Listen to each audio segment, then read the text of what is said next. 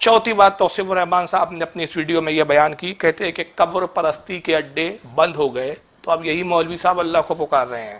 اور جب یہ کرونا وائرس آیا، مزارات بند ہو گئے، قبر پرستی کے اڈے بند ہو گئے، تو یہی مولوی صاحب اب اللہ کو پکارتے ہوئے کہتے ہیں کہ اے اللہ تیرے سوا کوئی نہیں ہے مسلمانوں کا، اگر تو نے نہ بچایا تو ہم کہاں جائیں گے؟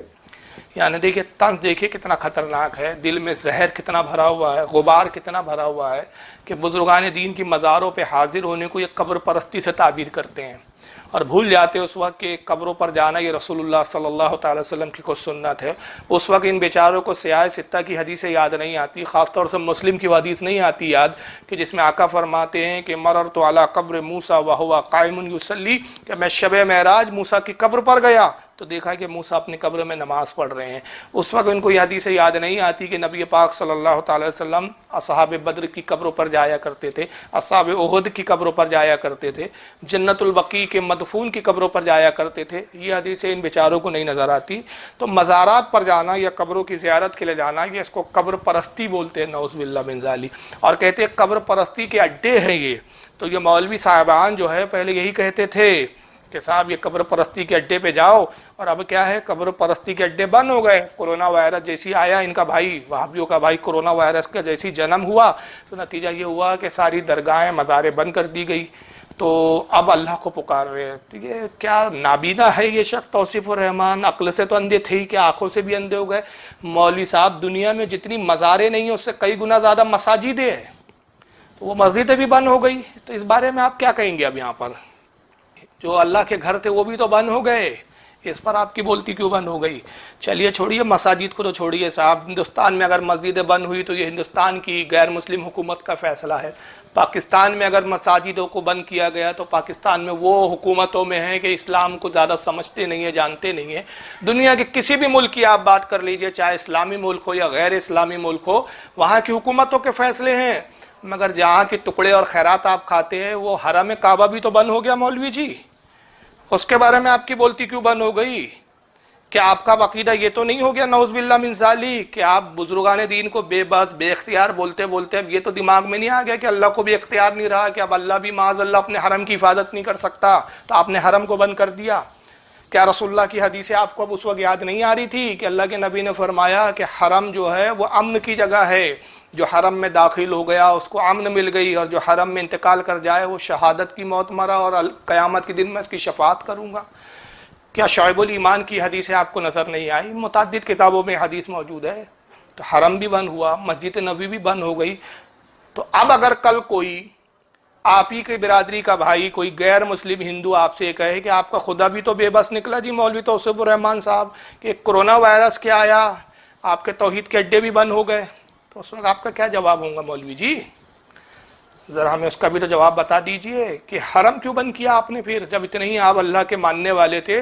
ہمارے علماء تو کہہ رہے تھے کہ حرم کو بند کرنے کی ضرورت ہی نہیں، اس کی دو وجہ تھی، ایک تو یہ کہ ہمارا الحمدللہ یہی عقیدہ تھا کہ چاہے رسول اللہ کا روضہ مبارک ہو، مسجد نبوی شریف ہو یا حرم کعبہ ہو، یہ وہ جگہ ہے کہ جہاں یہاں پر وائرس کی کیا اوقات ہے جی، عذاب بڑی بڑی مصیبتیں یہاں پر جو ہے ٹل جاتی ہے جناب، ہمارا تو یہی عقیدہ ہے۔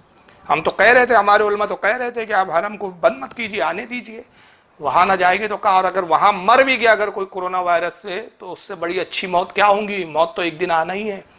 لیکن حرم بھی تو بند ہوا، اس پر آپ نے کوئی تبصرہ نہیں فرمایا۔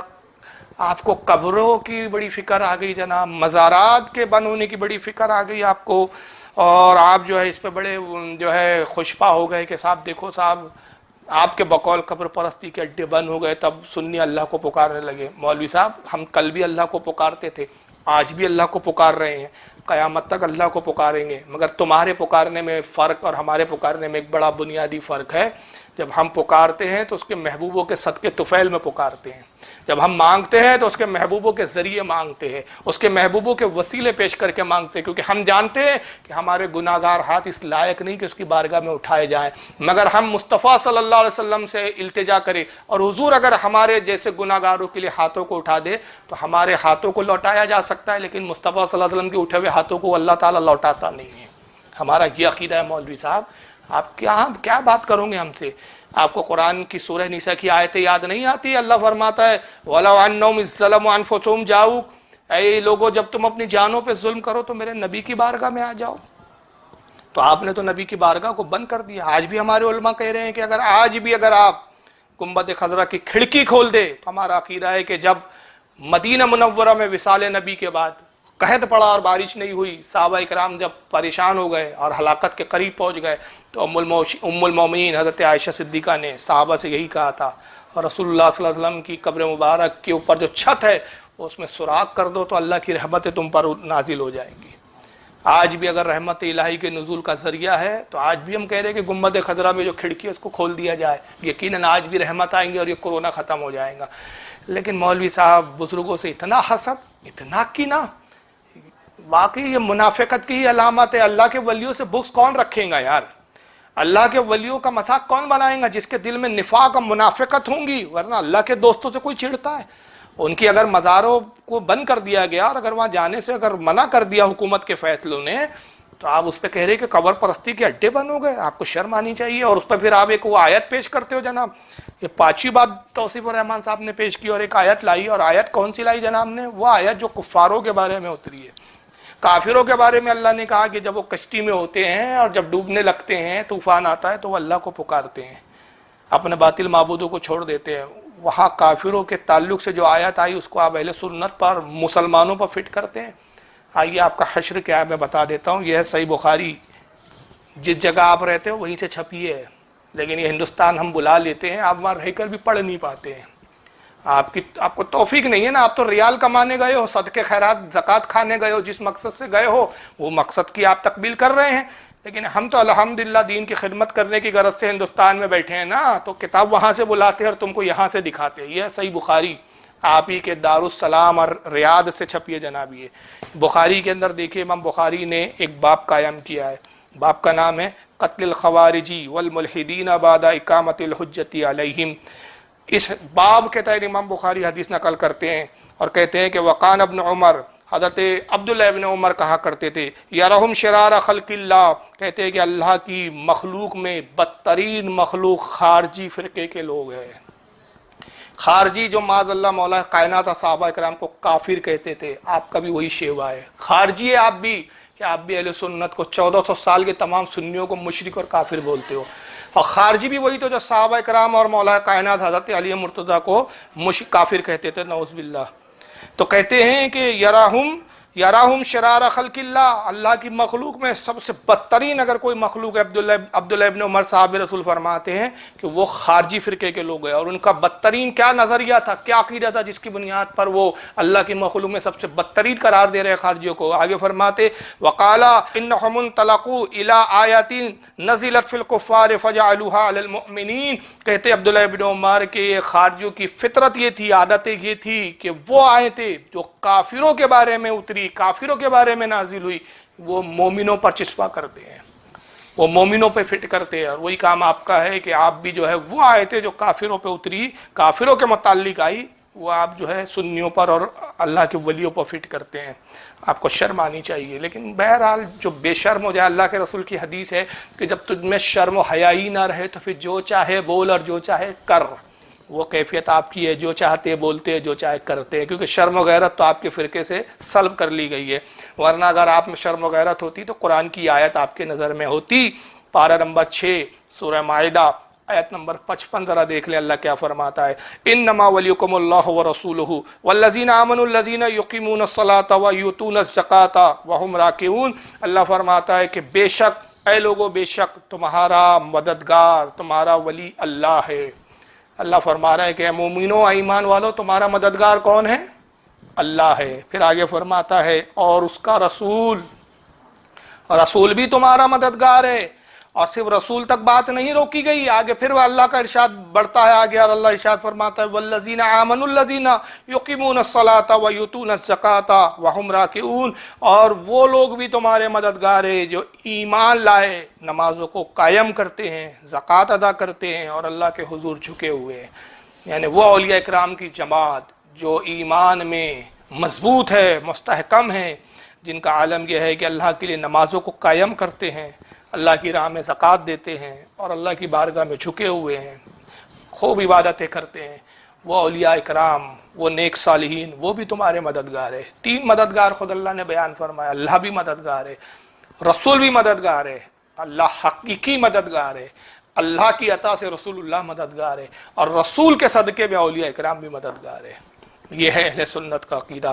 اور آئیے صرف 3 نہیں بلکہ اب بات اور آگے بڑھ گئی، پارہ نمبر 28 دیکھ لیں آپ، سورہ تحریم آیت نمبر 4، اللہ ارشاد فرماتا ہے فَإِنَّ اللَّهَ هُوَ مَوْلَاهُ وَجِبْرِيلُ وَصَالِحُ الْمُؤْمِنِينَ، بے شک اللہ ایمان والوں کا مددگار ہے۔ اللہ فرماتا ہے بے شک اللہ ایمان والوں کا مددگار ہے، اور جبریل اور نیک مومنین، وَالْمَلَائِكَةُ بَعْدَ ذَلِكَ ظَهِيرٌ، اللہ فرماتا ہے پھر اس کے بعد فرشتے بھی ایمان والوں کی مدد پر ہیں۔ فرشتے بھی اللہ فرماتا ہے کہ یہ بھی ایمان والوں کے مددگار ہے، اللہ بھی مددگار ہے، جبریل بھی مددگار ہے، فرشتے بھی مددگار ہے۔ تو اندازہ لگائیے، تو خود اللہ ارشاد فرما رہا ہے کہ تمہاری مدد کرنے والے۔ اب ظاہر ہے جو مدد پر معمور ہے تو ان کو اگر مدد کے لیے آواز دی جائے، ان سے مدد طلب کی جائے، تو اس میں کون سا شرک ہو گیا جناب؟ اگر مددگار سے مدد نہ مانگی جائے تو پھر آیت پر عمل کیسے ہوا؟ پھر یہی وجہ ہے کہ صحابہ اکرام کا خود عمل کیا تھا۔ صحابہ اکرام کا عمل یہ تھا کہ وہ مصیبت میں، مشکل وقتوں میں رسول اللہ کی بارگاہ میں حاضر ہوتے تھے، اور رسول اللہ سے امداد طلب کرتے، حضور سے مدد طلب کرتے۔ اور یہ صحابہ کا عمل تھا۔ اگر نعوذ باللہ غیر اللہ سے مدد مانگنا، غیر اللہ سے مدد طلب کرنا، چاہے غوث اعظم ہو یا حضرت خواجہ غریب نواز ہو یا صحابہ اکرام ہو یا انبیاء اکرام ہو یا رسول اللہ صلی اللہ علیہ وسلم کی ذات اقدس ہو، کسی کو بھی اپنی مدد کے لیے پکارنا، ان سے مدد طلب کرنا اگر شرک ہوتا تو رسول اللہ اس سے منع کر دیتے۔ اگر کوئی صحابی یہ مدد کے لیے حضور کی خدمت میں حاضر ہوتا، حضور فوراً اس سے منع نہ کرتے بلکہ توبہ کرواتے کہ شرک ہو گیا۔ 14 سال کے بعد ایک جماعت آئیں گی جس میں ایک توصیف الرحمان صاحب کے بھی ایک نام نہاد مسلمان اور نام نہاد اہل حدیث ہوں گے جو چیخ چیخ کے کہیں گے غیر اللہ سے مانگنا جائز نہیں، شرک ہے، شرک ہے، بے بس بندے ہیں یہ۔ حضور نے منع نہیں کیا، بلکہ اس کے برعکس تاریخ کی کتابوں میں اور حدیث میں کیا ملتا ہے، یہ دیکھیے، یہ ہے المصنف میرے ہاتھ میں امام ابن ابی شیبہ کی۔ امام ابن ابی شیبہ جو امام بخاری کے استاد ہیں، امام مسلم کے استاد ہیں، امام ابو داؤد کے استاد ہیں، صاحب سیاح ستہ، ان میں سے 3 جلیل القدر اماموں کے یہ استاد رہے ہیں حضرت امام ابن ابی شیبہ۔ 12 جلدوں میں اور کئی مختلف جلدوں میں، ان کی 17 جلدوں میں بھی آئی ہے ابن ابی شیبہ تخارج کے ساتھ۔ یہ جو نسخہ میں دکھا رہا ہوں میرے پاس 17 والا بھی ہے، لیکن یہ 12 والی کتاب کا نسخہ دکھا رہا ہوں، 12 جلدوں والی کا، المصنف ابن ابی شیبہ، امام ابن ابی شیبہ، حدیث نمبر 37923۔ اور پھر یہ حدیث کن کن کتابوں میں آئی وہ بھی دکھاؤں گا انشاءاللہ۔ اس حدیث کو امام طبرانی بھی لائے ہیں، یہ دیکھیے طبرانی معجم الکبیر۔ میں جتنے کتابوں کے حوالے دے رہا ہوں سب میرے پاس الحمدللہ اوریجنل موجود ہے۔ یہ ہے طبرانی المعجم الکبیر، اس کی جلد نمبر 19 صفحہ 11 حدیث نمبر 12، اور بھی حوالے میں آگے دیتا ہوں۔ یہ کتابوں کے میں جو دکھا رہا ہوں آپ کو نسخے، اس میں کیا ہے، حضرت قتادہ ایک صحابی ہے، جلیل القدر صحابی ہے، غزوہ بدر میں ان کی آنکھ پر ایک تیر آ کے لگتا ہے، اور جب تیر لگا تو آنکھ ان کی نکل آئی باہر حلقے میں سے۔ انہوں نے اس آنکھ کو پھینکا نہیں، اس آنکھ کو زمین پر دبا نہیں دیا، ضائع نہیں کیا۔ ان کا عقیدہ دیکھیے حضرت قتادہ صحابی رسول کا، اس آنکھ کو لیتے اپنے ہتھیلی میں لیا، نس سے لٹک رہی تھی وہ آنکھ، اس کو توڑا، ہاتھ میں لے لیا، اور ہاتھ میں لے کر وہ آنکھ رسول اللہ کی بارگاہ میں حاضر ہو کے کہتے یا رسول اللہ اس آنکھ کو درست فرما دیجئے۔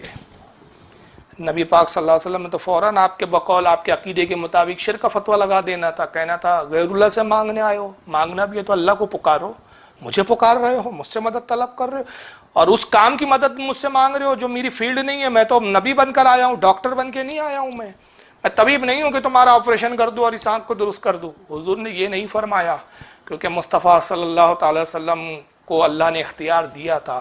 اور صحابی کا یہ کہنا حضور آنکھ درست کر دیجئے، صحابہ بھی جانتے تھے کہ نبی کو اللہ نے اختیار بخشا ہے، حضور چاہے تو مدد فرماتے ہیں۔